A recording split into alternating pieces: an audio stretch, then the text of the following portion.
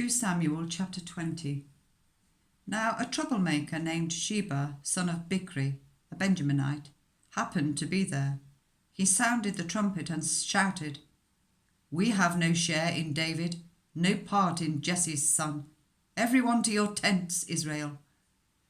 So all the men of Israel deserted David to follow Sheba, son of Bichri. But the men of Judah stayed by their king all the way from the Jordan to Jerusalem. When David returned to his palace in Jerusalem, he took the 10 concubines he had left to take care of the palace and put them in a house under guard. He provided for them, but had no sexual relations with them. They were kept in confinement till the day of their death, living as widows. Then the king said to Amasa, "Summon the men of Judah to come to me within 3 days, and be here yourself." But when Amasa went to summon Judah, he took longer than the time the king had set for him.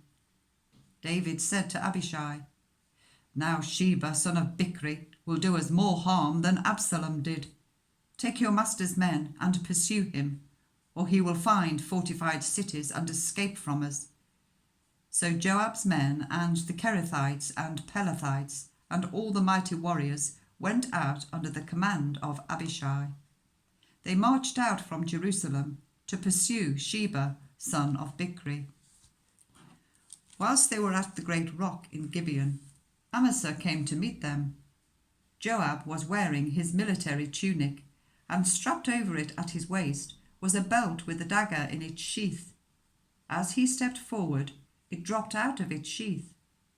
Joab said to Amasa, "How are you, my brother?" Then Joab took Amasa by the beard with his right hand to kiss him. Amasa was not on his guard against the dagger in Joab's hand, and Joab plunged it into his belly, and his intestines spilled out on the ground.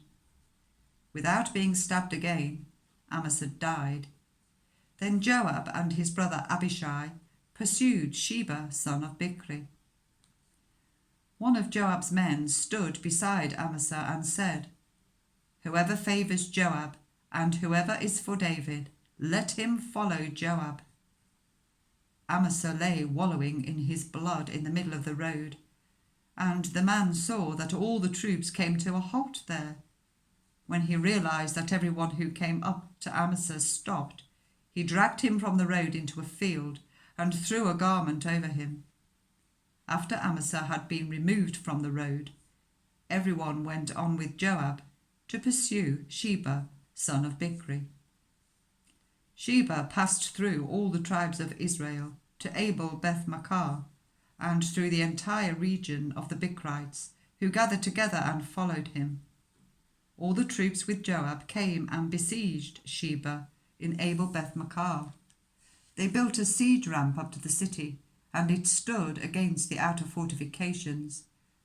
Whilst they were battering the wall to bring it down, a wise woman called from the city, "Listen, listen! Tell Joab to come here so that I can speak to him." He went towards her, and she asked, "Are you Joab?" "I am," he answered.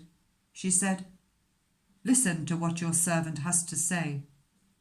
"I'm listening," he said. She continued, "Long ago they used to say, 'Get your answer at Abel,' and that settled it. We are the peaceful and faithful in Israel. You are trying to destroy a city that is a mother in Israel. Why do you want to swallow up the Lord's inheritance?" "Far be it from me," Joab replied. "Far be it from me to swallow up or destroy. That is not the case. A man named Sheba, son of Bichri, from the hill country of Ephraim, has lifted up his hand against the king, against David.